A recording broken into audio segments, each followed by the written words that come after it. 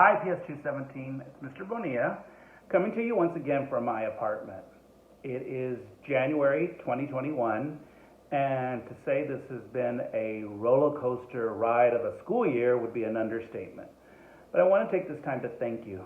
Thank you for, as I've said it before, just being you. I know that this school year has been unlike any other, and I keep saying that, but it really is like no other. We have some of you learning completely at home. We have some of you in our building learning at home as well. And I know how proud I am of each and every one of you, from the teachers and everybody who makes that building go round when we're in the building, to all our teachers that are teaching remote only, to teaching over 700 of you. A big thank you. I could not be more proud of the work that we're doing with our students. So once again, a big, big thank you. So we're heading into a nice long weekend. We have off Monday, and we have off Monday because we recognize one of our great leaders who is no longer here. And we recognize on Monday the life of Dr. Martin Luther King Jr. And I know it's been a while since Mr. Bonilla has done a read aloud, and I thought, well, this would be a really great time for a read aloud.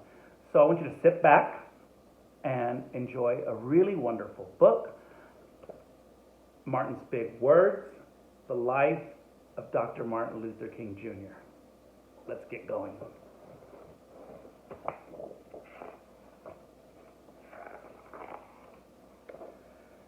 Everywhere in Martin's hometown, he saw the signs, white only. His mother said these signs were in all southern cities and towns in the United States. Every time Martin read the words, he felt bad, until he remembered what his mother told him. You are as good as anyone.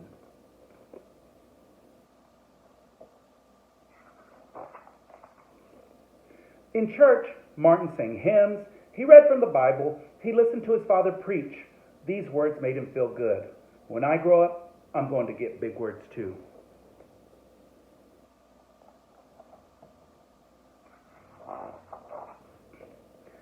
Martin grew up, he became a minister like his father, and he used the big words he had heard as a child from his parents and from the Bible. Everyone can be great.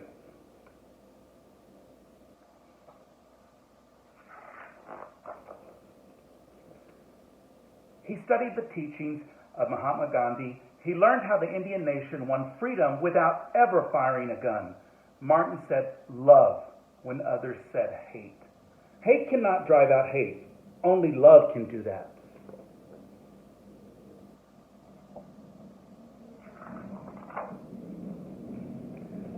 He said together when others said separate.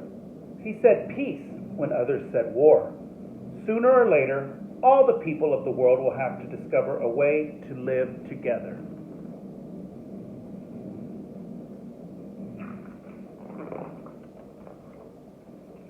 In 1955, on a cold December day in Montgomery, Alabama, Rosa Parks was coming home from work. A white man told her to get up from her seat on the bus so he could sit. She said no and was arrested. Montgomery's black citizens learned of her arrest. It made them angry. They decided not to ride the buses until they could sit anywhere they wanted.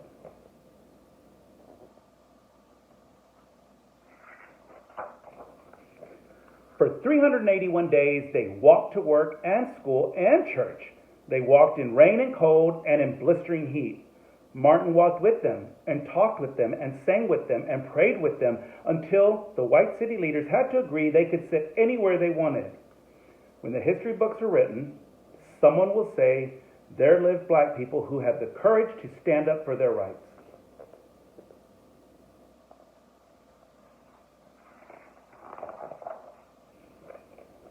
In the next 10 years, black Americans all over the South protested for equal rights. Martin walked with them and talked with them and sang with them and prayed with them. White ministers told them to stop. Mayors and governors and police chiefs and judges ordered them to stop. But they kept on marching. Wait. For years I have heard the word wait. We have waited more than 340 years for our rights.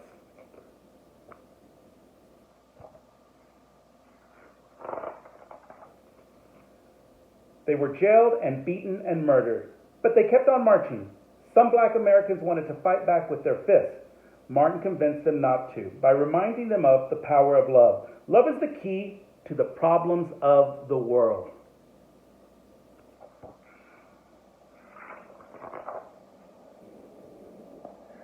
Many white Southerners hated and feared Martin's words. A few threatened to kill him and his family. His house was bombed. His brother's house was bombed. But he refused to stop. Remember, if I am stopped, this movement will not be stopped because God is with this movement.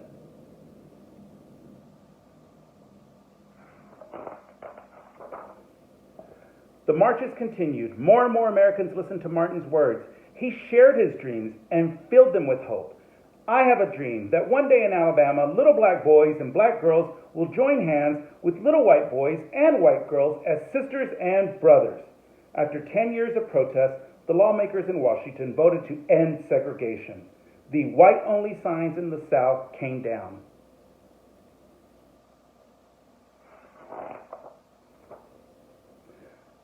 Dr. Martin Luther King Jr. cared about all Americans. He cared about people all over the world, and people all over the world admired him. In 1964, he won the Nobel Peace Prize.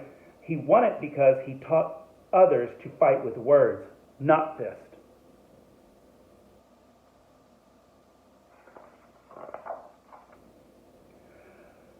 Martin went wherever people needed help. In April 1968, he went to Memphis, Tennessee. He went to help garbage collectors who were on strike. He walked with them and talked with them and sang with them and prayed with them. On his second day there, he was shot. He died.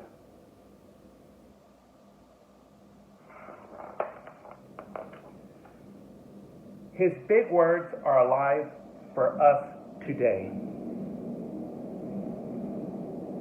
So, I know right now, boys and girls, the world seems a little turned upside down, but I promise you, if we think about the words of Dr. Martin Luther King Jr. and think about love and what love does for everyone, we'll make this world a better place. And sometimes when Mr. Bonilla gets nervous about the world and what the future holds, all I do is pop into one of your classrooms, whether it's your Google Classroom or inside the building, and I know that we're in good hands. So I want you to have a really, really relaxing weekend, and know that we're going to get through this together. And I've said that since the beginning. There is light at the end of the tunnel, and I want you to stay safe, wear your mask, keep social distancing, and know that as each day goes on, I do miss having each and every one of you inside the building. Thank you, PS 217. Have a great weekend.